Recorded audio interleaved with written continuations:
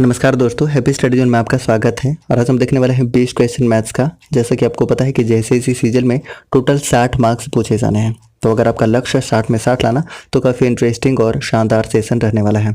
आगे बढ़े उससे पहले आपसे एक छोटा सा रिक्वेस्ट होगा कि अगर चैनल पर नए हैं तो प्लीज़ चैनल को सब्सक्राइब कर लीजिएगा। तो चलिए सेशन स्टार्ट करते हैं क्वेश्चन नंबर फर्स्ट के साथ।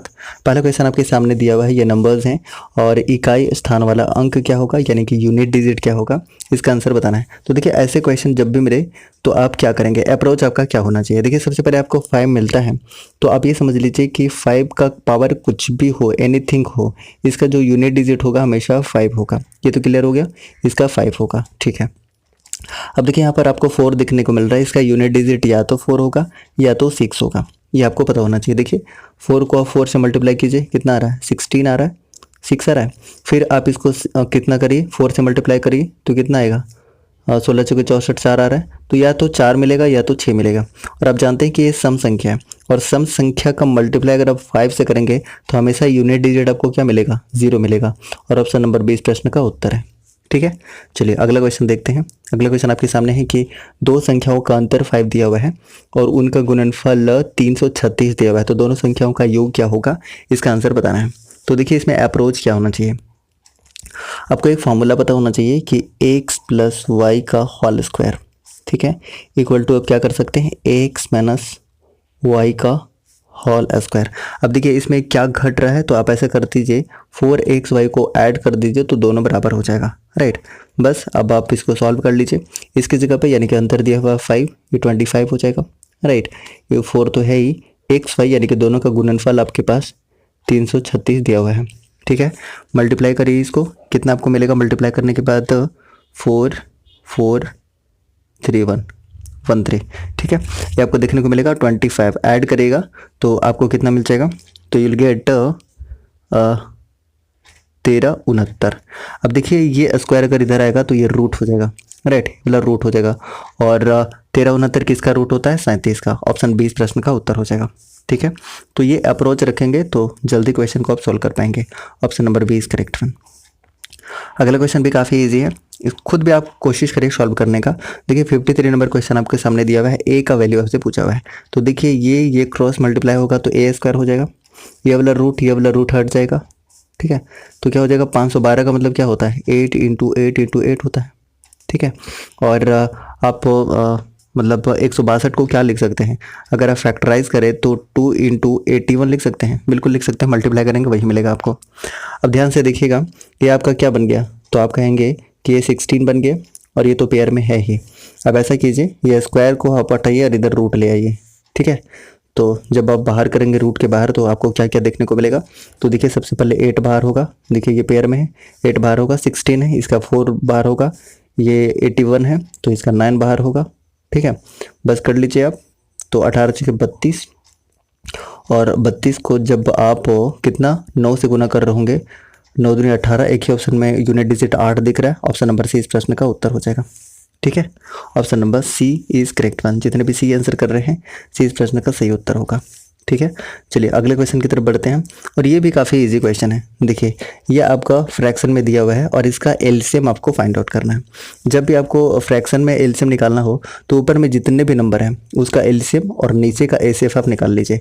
तो ऊपर का एलसीएम क्या होगा, तो देखिए 4 या 12 हो जाएगा और नीचे कुछ भी कॉमन नहीं मिल रहा है, मतलब जो एचसीएफ होगा 1 होगा, यानी ऑप्शन नंबर डी इस प्रश्न का उत्तर होगा, जितने भी आप डी आंसर कर रहे हैं। नेक्स्ट क्वेश्चन है 5 नंबर क्वेश्चन। एक परीक्षा में उत्तीर्ण होने के लिए प्राप्तांकों का प्रतिशत कितना होना चाहिए, 42 होना चाहिए। अधिकतम कितने हैं, तो 450 है। तो परीक्षा उत्तीर्ण होने के लिए कितने अंक आवश्यक हैं, यानी कि कुल मिला के ये पूछ रहा है आपसे कि 450 का 42% कितना होगा। सिंपल है, आप आसानी से इसको निकाल सकते हैं और सभी को निकाल सकते हैं क्योंकि बहुत ही ईजी है। तो चलिए निकाल लेते हैं, 42% 100, ये कैंसिल कर लीजिए, 1010, ये 2 बार में और 5 से ये 9 बार में, ठीक है। और कुछ कैंसिल होगा, नहीं होगा, तो देख लीजिए कितना हो जाएगा, तो आप ज़रा सा देख लीजिए, ये कैंसिल हो जाएगा ना 21, तो आप मल्टीप्लाई कर लीजिए कितना, 9 को 21 से, तो 9 18, ठीक है। 189 इस प्रश्न का उत्तर है। जितने भी आंसर कर रहे हैं डी इज करेक्ट वन, जितने भी डी कर रहे हैं। ठीक है, चलिए अगला क्वेश्चन, ये भी काफ़ी इजी है। देखिए, एक पायदान को क्या कर रहा है, 72 रुपये में विक्रय करने पर बढ़ई को कितने, तो 10% की हानि होती है। 96 रुपये में पायदान को बेचने पर उसे कितने प्रतिशत की लाभ अथवा हानि होगी, ये आपको बताना है। तो देखिए इसमें करेंगे क्या, देखिए 10% की हानि है, मतलब 90% का जो वैल्यू है, 90% का वैल्यू आपके सामने कितना दिया हुआ है, तो आप कहेंगे कि 72 रुपया दिया हुआ है। निकालना कितना है, अच्छा ठीक है, ऐसा करते हैं सीपी निकाल लेते हैं, 100% निकाल लेते हैं। तो 100% निकाल लीजिए, तो क्या हो जाएगा, इधर इंटू 100 कर लीजिए, इधर ये 90 कर लीजिए, तो आपके सामने सीपी निकल के आ गया 80।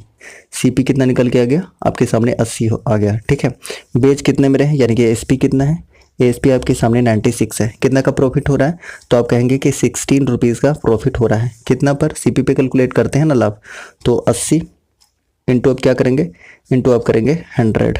ठीक है, बस आप काट पीट कर लीजिए जो भी करते हैं।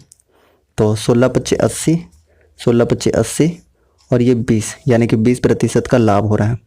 ठीक है, ऑप्शन नंबर बी इस प्रश्न का उत्तर होगा, जितने भी बी कर रहे हैं।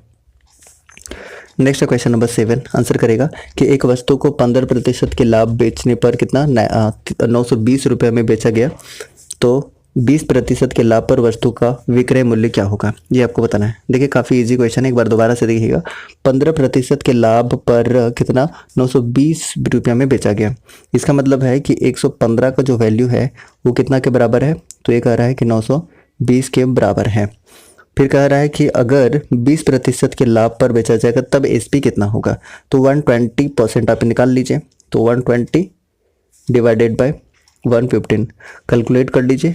23 पच्चे 115, 23 चौके 92, 0 हो जाएगा। राइट, और क्या हो सकता है बताइए, तो आप देख लीजिए ये कट जाएगा कितना बार में, 8 बार में, और 12 8 क्या होता है 96, 960 इस प्रश्न का उत्तर हो जाएगा। ठीक है, 960 इस प्रश्न का उत्तर है। जितने भी सी आंसर कर रहे हैं बिल्कुल सही है, so option number C is correct one. अब देखिए क्वेश्चन नंबर 8 देखिएगा ज़रा, इसको सॉल्व करने की कोशिश करें। देखिए ए बी का रेशियो दिया हुआ है, बी सी का रेशियो दिया हुआ है और ए सी का रेशियो आपसे पूछ लिया है। तो देखिए जब भी ऐसा क्वेश्चन आपको मिलता है क्या करना है, सबसे पहले आप ए बी सी ऐसा लिख लीजिए, क्लियर। ओके, अब देखिए ए बी का रेशियो कितना दिया हुआ है, तो आप कहेंगे 5 और 8 दिया हुआ है। बी सी का रेशियो कितना दिया हुआ है, तो आप कहेंगे कि 18 और 25 दिया हुआ है। बस अब देख लीजिए इसके सामने कौन सा खाली स्थान है, जो खाली स्थान है तो उसी के बगल वाला आप नंबर लिख लीजिए। यहाँ पर कौन सा खाली है, तो ये वाला खाली है कितना, तो इसी के बगल में आप 8 लिख लीजिए। राइट, अब जो कट रहा है वो काट दीजिए, यानी कि देखिए ये 2 से कट रहा है 9 बार में, ये भी कट रहा है 4 बार में, और ये भी कट रहा है कितना बार में, 4 बार में।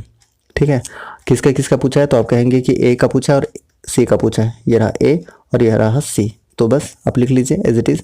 तो कितना यहाँ पर है, तो आप कहेंगे कि यहाँ पर आपके सामने 5 और 9 है, तो 9 और 5 को ऐसे ही आप लिख लीजिए ताकि जब आप काटेंगे तो आसानी होगा। और यहाँ पर कितना है 4 और 25 है, तो 4 है इंटू 25 है। देखिए फिर इसमें कट रहा 5 से, तो 5 से काट लीजिए कितना बार में, 5 बार में, यानी कि यहाँ पर 9 और 5 को 20, 9:20 इस प्रश्न का उत्तर हो जाएगा। जिस भी ऑप्शन में दिख रहा है आपको वही इसका सही आंसर है। ये लीजिए ऑप्शन बी दिख रहा है, तो 20 प्रश्न का उत्तर हो जाएगा। नेक्स्ट क्वेश्चन है क्वेश्चन नंबर 9 का आंसर करेगा। देखिए रमेश के पास 50 पैसे, 1 रुपये और 5 रुपये के सिक्के क्रमशः 2, 3 और 5 के अनुपात में है। कुल रकम कितने हैं, 116 रुपये हैं। उसके पास 50 पैसे के कितने सिक्के होंगे। ये देखिए ऐसे क्वेश्चन हमेशा आपको देखने को मिलेगा, एक क्वेश्चन तो हमेशा आपको देखने को मिल ही जाता है, इसी का ये फेवरेट क्वेश्चन रहा है। तो देखिए 50 पैसे का मतलब क्या हुआ, 100 पैसा मतलब 1 रुपया, 50 पैसा मतलब आधा रुपया। ठीक है, तो ये आधा है और इसका रेशियो कितना है, 2 है, तो इंटू 2 कर लीजिए। ये 1 रुपया है, इसका रेशियो कितना है, 3 है, 3 कर लीजिए। ये 5 25 हो जाएगा। राइट, और इसका टोटल वैल्यू कितना के बराबर है, 116 के बराबर है। बस कैलकुलेट करिए, ये 2 से 2 कैंसिल हो जाएगा, तो 1 हो जाएगा, 1 और 3 4, ये 29 हो जाएगा। ठीक है, 25 4 29, और इसी 29 का वैल्यू 116 के बराबर है। अब काट लीजिए, कितना बार में कट होगा, कितना बार में होगा बताइए। तो आप कहेंगे कि 9 चौके 36, ये लीजिए 4 बार में आपका कट गया। ठीक है, ये 4 बार में आपका कट गया, 4 बार में। किसका पूछा है, 50 पैसा वाला। पहला रेशियो क्या है, 2, बस 4 से मल्टीप्लाई कर लीजिए, 4 दूनी 8, यानी ऑप्शन नंबर डी इस प्रश्न का उत्तर हो जाएगा। ठीक है, ऑप्शन नंबर डी, जितने भी डी आंसर कर रहे हैं। ठीक है, और अगर आगे पूछता, अगर 1 रुपया वाला पूछता तो 3 से मल्टीप्लाई कर लेते, ठीक है, तो 4 तिया 12 हो जाता, 5 का पूछता तो इसका हम फिर से 4 कर लेते, 20 हो जाता। ठीक है, लेकिन केवल किसका पूछा है, 50 पैसे का पूछा है, यानी कि 2 रेशियो का पूछा है, तो इसको हम क्या कर लिए, 4 से मल्टीप्लाई, ऑप्शन नंबर डी। ठीक है, ओके। नेक्स्ट क्वेश्चन, यह है क्वेश्चन नंबर 10। क्वेश्चन नंबर 10 को सॉल्व करने की कोशिश करिए आप खुद भी। देखिए पी और क्यू मिलकर कर रहे हैं, यानी कि पी और क्यू जो है मिलकर कितने दिन में कर रहे हैं, तो आप कहेंगे कि 6 दिन में कर रहे हैं। और क्यू अकेले कितने दिन में कर रहा है, तो आप कहेंगे कि 10 दिन में कर रहा है। ठीक है भाई, अब इसका क्या कर लीजिए, एलसीएम निकाल लीजिए। तो 6 25 30, 30 इसका एलसीएम निकल के आ जाएगा। तो ये 5 बार में, ये 3 बार में। किसका पूछ रहा है, तो पी अकेला कितना दिन में करेगा। तो देखिए ये दोनों का रेशियो है, अगर क्यू को हटा दीजिएगा यानी कि 3 को हटा दीजिएगा तो कितना बचेगा, 2 बचेगा। 2 से डिवाइड कर लीजिए, टोटल वर्क में 15 दिन में कर सकते हैं।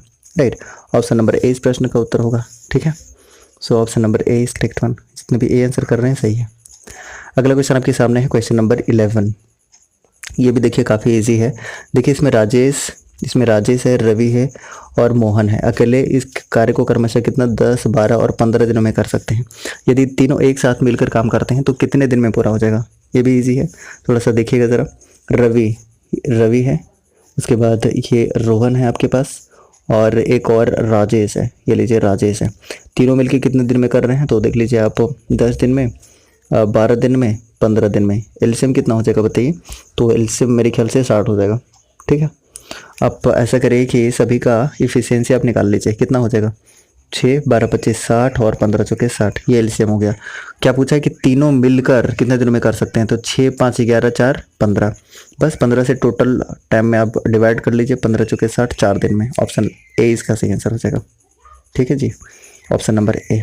सेशन अच्छा लग रहा है ना, तो एक लाइक कर दीजिएगा। और ये सेशन जो हमने स्टार्ट किया है, मैथ का सीरीज जो हमने स्टार्ट किया है, आपको कैसा लगा है ये भी बता दीजिएगा। रीजनिंग भी आपको मिल जाएगा थोड़ी देर में, तो रीजनिंग भी आप देख लीजिएगा। राइट, और जितने भी नए लोग हैं ना, पहले बार सेशन देख रहे हैं, वो सब्सक्राइब कर लीजिएगा। ठीक है ना, तो आप लाइक तो कर ही दें, एक काम तो आप कर ही सकते हैं।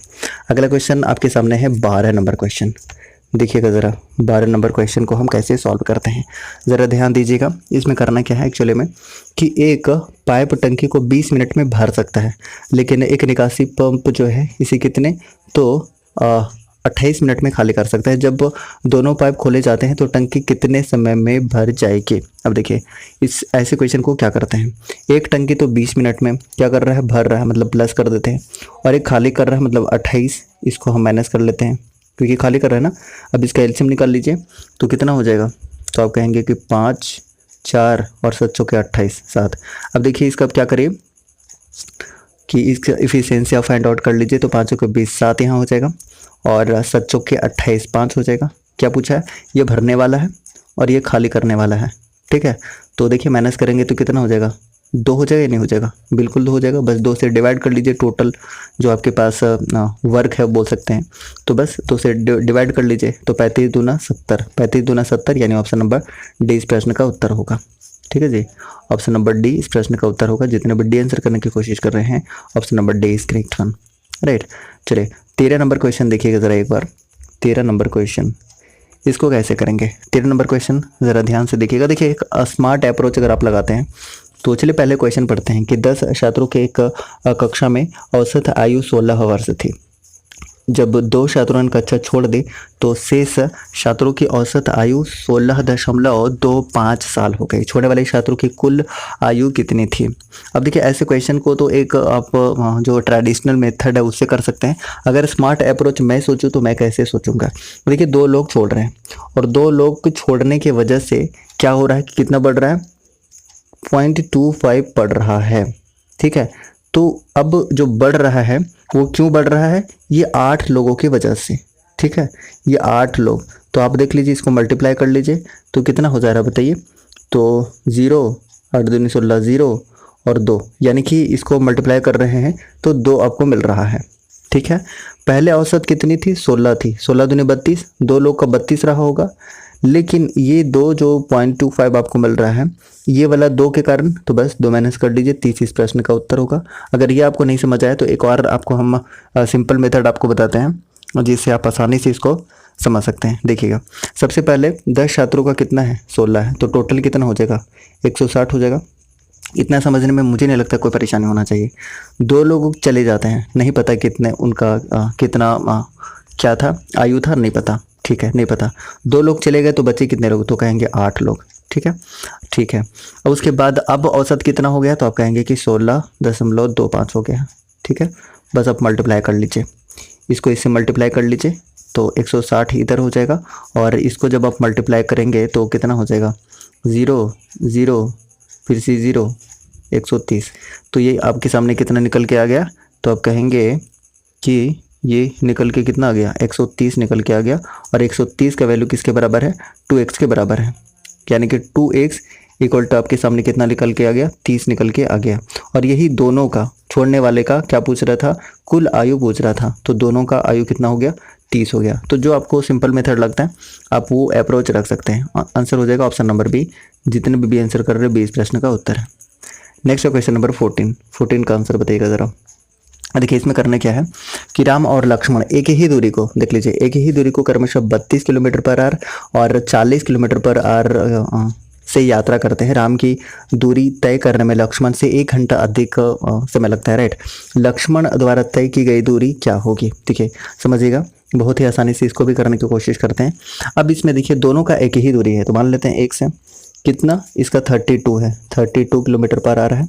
कितना अधिक लेता है ना, तो अधिक लेता है तो माइनस कर लेंगे, तो 1 से बट्टा कितना हो जाएगा, 40 इक्वल टू कितना समय लेता है, 1 घंटा अधिक लेता है। देखिए ना, आप जानते हैं कि डिस्टेंस बाय स्पीड क्या होता है, टाइम होता है, और टाइम 1 घंटा अधिक है, इसलिए मैंने ऐसे किया है, राइट। एलसीएम ले लीजिए आप दोनों का, कितना हो जाएगा एलसीएम, तो ऐसा कीजिए आप, ऐसे लिख लीजिए, एज इट इज़ लिख लीजिए, दोनों को मल्टीप्लाई कर लीजिए ताकि आपको सॉल्व करना आसान हो जाए। तो कितना हो जाएगा बताइए, 40 में से 32 जाएगा तो 8x इक्वल टू 1 हो जाएगा। अब यहीं पे काट लीजिए आप, कट रहा है तो काटिए, 8 25 40, 32 को 5 से गुना करेंगे तो कितना हो जाएगा, 5 ये 15 0 60, 160 आपको देखने को मिल जाएगा, 160 किलोमीटर। ऑप्शन ए इस प्रश्न का उत्तर होगा। ठीक है, 160 इस प्रश्न का उत्तर होगा, जितने भी आंसर कर रहे हैं, ऑप्शन नंबर ए। क्लियर। चलिए क्वेश्चन नंबर 16 देखते हैं। 16 नंबर क्वेश्चन देखिएगा। देखिए ये वाला क्वेश्चन जब भी आपको मिल जाता है ना, देखिए पहले क्वेश्चन पढ़िए कि एक वृत्त की त्रिज्या में 5% की वृद्धि की जाती है। इसके क्षेत्रफल में, क्षेत्रफल मतलब आप समझ लीजिए कि किसी का स्क्वायर हो रहा होगा, जैसे पाई आर स्क्वायर, स्क्वायर हो रहा है ना, 2 बार हो रहा है। खैर, क्षेत्रफल में होने वाली प्रतिशत वृद्धि ज्ञात करना है। अब देखिए ऐसे क्वेश्चन का अप्रोच क्या होगा, एक आप याद रखिएगा एक फॉर्मूला कि x plus Y plus x into Y divided by 100, बस इसी फॉर्मूला पे आप पुट कर दीजिए, यू विल गेट आंसर। तो 5 प्लस 5 प्लस 5 इंटू 5 यानी 25 डिवाइडेड बाई 100 दैट इज 0.25 और 10.25 इस प्रश्न का उत्तर है, ऑप्शन नंबर ए। जितने भी ए आंसर कर रहे हैं ए इसका सही आंसर हो जाएगा। Next 17 number question. 17 number question देखिए ज़रा, इसको करना क्या है, एक तार को मोड़कर जब एक वर्ग बनाया जाता है तो वर्ग का क्षेत्रफल कितना हो जा रहा है, 484 सेंटीमीटर हो जा रहा है। यदि उसी तार को वृत्त के रूप में मोड़ा जाए तो इसका क्षेत्रफल क्या होगा। अब देखिए इसमें करेंगे क्या, तो आपके सामने वर्ग का क्या दिया हुआ है, क्षेत्रफल दिया हुआ है। इसका मतलब ए स्क्वायर का वैल्यू आपके सामने दिया हुआ है कितना, 484 दिया हुआ है। तो ए का वैल्यू सिंपल आपके सामने कितना निकल के आ जाएगा, तो आप कहेंगे कि 22 निकल के आ जाएगा।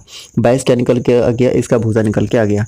ऐसा करते हैं कि दोनों का पेरीमीटर हम सेम कर देते हैं, यानी कि 4a इक्वल टू क्या कह सकते हैं, 2 पाई आर कह सकते हैं, 2 पाई आर कह सकते हैं। दोनों का पेरीमीटर, ये आपका वृत्त का होता है, ये आपका वर्ग का होता है। दोनों का पेरीमीटर बराबर होगा, नहीं होगा, बिल्कुल होगा। तो चलिए ऐसा करते हैं कि 4a का वैल्यू तो हमें मिल चुका है 22, तो यहाँ पे 22 ले लेते हैं, इक्वल टू 2 पाई का वैल्यू 22/7 आप जानते हैं, और आर का वैल्यू आपको नहीं पता, क्योंकि आर का वैल्यू पता रहेगा तभी तो आप वृत्त का क्षेत्रफल निकाल पाएंगे। तो आर का वैल्यू यहाँ से मिल जाएगा, उसके बाद आसानी से आप निकाल सकते हैं। 22 से 22 कैंसिल हो जाएगा, और ये कितना 2 बार में हो जाएगा, और ये 7 दूनी 14 हो जाएगा, यानी कि आर का वैल्यू अल्टीमेटली आपके सामने 14 आ गया। बस आप सॉल्व कर लीजिए, वृत्त का क्षेत्रफल आप निकाल सकते हैं, क्या होता है पाई आर स्क्वायर। तो पाई का वैल्यू 5/7, आर स्क्वायर 14 इंटू 14, बस कैंसिल कर दीजिए 2 बार में, तो कितना हो जाएगा 14 दूनी 28 दूना 56, तो 56 616 इस प्रश्न का उत्तर होगा। जितने भी आंसर कर रहे हैं ऑप्शन नंबर बी। ठीक है, option number B is correct one. अब देखिए आपके सामने है क्वेश्चन नंबर 18, इसको ज़रा ध्यान से देखिएगा। इसमें करना क्या है, आपके सामने दिया हुआ है कि 9 सेंटीमीटर प्रत्येक भुजा वाली एक वर्गाकार प्लेट से इसके सभी कोनों से कितना 0.25 सेंटीमीटर वाले वर्ग टुकड़े काटे गए हैं और शेष प्लेट को एक खुले शीर्ष वाले क्यूबॉइड बनाने के लिए काटे गए किनारों के साथ जोड़ा जाता है। इस खुले शीर्ष वाले क्यूबॉइड का आयतन क्या होगा? देखिएगा, कोने काटे जा रहे हैं। अब इसको ज़रा ध्यान से आप देख लीजिएगा। ये वाला, ये आप ऐसे देख सकते हैं, ये वाला कोना वर्गाकार हम इस तरीके से काट रहे हैं और इसका क्षेत्रफल यानी कि वर्ग का क्षेत्रफल ए स्क्वायर का वैल्यू आपके सामने दिया हुआ है 0.25, यानी ए का वैल्यू कितना निकल के आ जाएगा? 0.5 निकल के आ जाएगा आपके पास, ये वाला, ठीक है, 0.5। तो ये देखिए, अब देख लीजिएगा, ध्यान दीजिएगा ज़रा सा कि अगर यहाँ पर 0.5 आपके सामने है, यहाँ पर 0.5 आपके सामने है, यहाँ 0.5 आपके सामने है, यहाँ भी 0.5 आपके सामने है, ठीक है, तो कितना हो गया? अब कितना माइनस करेंगे बताइए? तो एक यहाँ पर हो रहा है, मतलब 0.5 और 0.5, मतलब ये वाला देखिए कितना बच रहा है, तो आप कहेंगे कि 8 बच रहा है। ये वाला कितना बच रहा है? 8 बच रहा है। ये भी 8 बच रहा है, ये वाला 8 बच रहा है। तो इतना समझ में आ गया आपको कि अगर हमें क्यूबॉइड का क्या करना है, आयतन निकालना है, तो 8 × 8 हो जाएगा और फिर क्या करेंगे, 0.5 से मल्टीप्लाई कर लेंगे और 30 8 8 64 को 0.5 से करेंगे, यानी कि 64 का आधा 32। ऑप्शन नंबर क्या हो जाएगा? 20 प्रश्न का उत्तर हो जाएगा। ठीक है, 18 का क्या हो जाएगा बताइए? 18 का आंसर क्या हो जाएगा? तो 18 का आंसर हो जाएगा ऑप्शन नंबर, जितने भी कर रहे हैं, डी, 32 इस प्रश्न का उत्तर हो जाएगा। ठीक है, चलिए अगले क्वेश्चन की तरफ बढ़ते हैं, क्वेश्चन नंबर 19।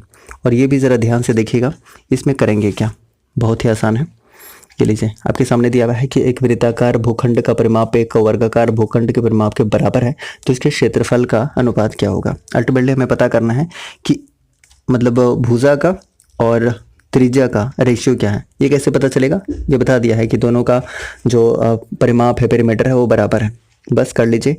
तो वर्गाकार यानी कि वर्ग क्या क्या होता है? 4a होता है। ठीक है, चलिए पहले वृत्त का लिख लेते हैं ना। तो पहले वृत्ताकार भूखंड है, तो ऐसा कर लेते हैं कि वृत्त का हम जानते हैं कि 2πr होता है, इक्वल टू क्या हो जाएगा? 4a हो जाएगा, 4a हो जाएगा, राइट।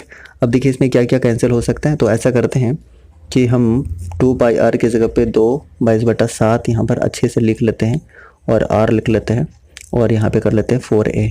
कुछ कैंसिल हो रहा है? हो रहा है। ये लीजिए 4 से आप कर लीजिए, तो ये 2 और ये इधर 2 11, यानी r/a का वैल्यू आपके सामने कितना हो गया? 7 11 हो गया, 7 11 हो गया। बस इसका क्षेत्रफल आपको निकालना है। क्षेत्रफल कैसे निकालेंगे? तो आप कहेंगे कि πr² यानी कि 22/7, r² यानी कि 7 × 7 हो जाएगा। यही कहेंगे ना आप? बिल्कुल यही कहेंगे। इक्वल टू इसका क्या हो जाता है? a² होता है ना वर्ग का, तो 11 × 11 हो जाएगा। बस आप काट लीजिए, काट सकते हैं। ये 2 बार में कट जाएगा, बिल्कुल कट जाएगा। और क्या क्या कटेगा? ये लीजिए 7 से 7 को काट लीजिए, तो आप देखेंगे क्या कि यहाँ पर ये 7 दूनी 14 हो गया और 11 हो गया, यानी कि 14:11 इस प्रश्न का उत्तर होगा। जितने भी आप बी आंसर कर रहे थे, बिल्कुल सही आंसर कर रहे थे। ठीक है, option number B is correct one. जितने भी आंसर कर रहे हैं, बी इस प्रश्न का उत्तर हो जाएगा। ठीक है, नेक्स्ट देखिएगा क्वेश्चन नंबर 19। और 19 नंबर क्वेश्चन क्या है, थोड़ा सा ध्यान दे रहे हैं कि 2 वास्तविक हल हैं। जब वास्तविक हल होगा तो आपको पता है ना कि d इज ग्रेटर देन 0 हो जाएगा, ये आपको पता होना चाहिए। और d क्या होता है? तो d इक्वल टू होता है b² - 4ac होता है। अब कहेंगे कि ये क्या है, तो चलिए थोड़ा सा बताते हैं आपको। देख लीजिए, अगर आप ऐसे समझिए कि a² + bx + c है इक्वल टू 0 है, तो यहाँ देखिए ये वाला a है, ये b है और ये c है। ठीक है, तो आप बस इसी से कंपैरिजन कर लीजिए। तो x² हो जाएगा प्लस -4x हो जाएगा प्लस 4b हो जाएगा। बस अब देख लीजिए, a का वैल्यू आपके सामने यहाँ पर 1 है, b का वैल्यू देखिए ना 1 है ना, यहाँ पर 1 मल्टीप्लाई है, और b का वैल्यू कितना आपके सामने, तो आप कहेंगे कि -4 है, और c का वैल्यू कितना है, तो 4b है। ये देख लीजिए। और वास्तविक हल होने के लिए क्या होना चाहिए? ये जो आप देख रहे हैं b² - 4ac, ये ग्रेटर देन 0 होना चाहिए। ठीक है, बस आप इसी पे पुट करते चले जाइए, आपको आंसर मिल जाएगा। तो देखते हैं ज़रा क्या होता है। तो ये c का वैल्यू है। ठीक है, अब ऐसा करते हैं कि पुट करना शुरू करते हैं। तो b² का मतलब हुआ कि -4 का स्क्वायर। ठीक है भाई, -4 का स्क्वायर माइनस क्या हो जाएगा? 4a का वैल्यू यहाँ पर देखिए 1 और c का वैल्यू देखिए यहाँ पर 4b ग्रेटर देन 0। अब देख लीजिए ये हो गया 16, 16 माइनस 16b। ठीक है, अब क्या कह सकते हैं इसको, अब इसको आप ऐसे कह सकते हैं, क्या कह सकते हैं बताइए, आप कह सकते हैं 16 ग्रेटर देन 16b कह सकते हैं। इसी को आगे क्या बोल सकते हैं, देखिए ये कॉमन मिल जाएगा, उधर वो 0 हो जाएगा टर्म, तो 1 ग्रेटर देन b, यानी आप ये कहिएगा कि b लेस देन 1, यही हो जाएगा। बस इसी को हमने उल्टा कर दिया है, तो सेम चीज़ है, यानी ऑप्शन नंबर 20 प्रश्न का उत्तर है, जितने भी आंसर कर रहे हैं। ठीक है, चलिए 20 नंबर क्वेश्चन, इसका आखिरी प्रश्न देखिए, और मैं चाहूँगा कि इसका कमेंट बॉक्स में आप लोग आंसर बताइए। मैं सभी का वैल्यू बता देता हूँ, बस सॉल्व करना है आपको और बाद में रेशनलाइज करना है। टेन 45 डिग्री का वैल्यू हो जाएगा 1, कोट 45 डिग्री का वैल्यू हो जाएगा 1, साइन 45 डिग्री का वैल्यू हो जाएगा 1/√2, और कोस का भी कितना हो जाएगा, कोस 45 का भी 1/√2। इसका कमेंट बॉक्स में आप लोग आंसर बता दीजिएगा सॉल्व करके। एक क्वेश्चन आपके ऊपर मैं छोड़ रहा हूँ, तो इस प्रश्न का उत्तर आप कमेंट बॉक्स में छाप दीजिएगा। ठीक है, और थोड़ी ही देर में आपको रीजनिंग भी मिल जाएगा। ठीक है, मिलते हैं नेक्स्ट क्लास में, तब तक के लिए